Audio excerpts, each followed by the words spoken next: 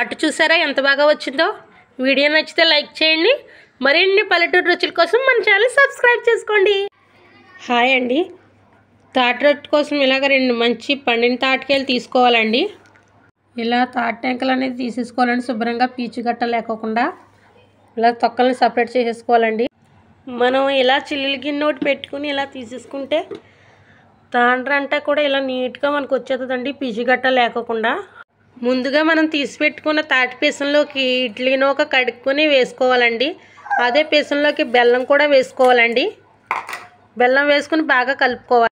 మనం తాటి రొట్టె కోసం ముందుగా మూకుడు పెట్టుకోవాలండి. ముందుగా మూకుడు పెట్టుకుని మూకుడులో కొద్దిగా నూనె పోసుకొని మళ్ళీ అట్టాకు పెట్టుకుని అట్టాకు మీద కూడా మనం అట్టేసుకోవాలండి. మనం ఇలాగ అట్టాకు మీద ఇలా తాటి పీసం అంతా వేసేసుకోవాలండి. మనకి ఇలాగైతే రొట్టె అయితే చాలా బాగా తయారైపోయిందండి. చూసారా ఎంత బాగా వచ్చేసిందో.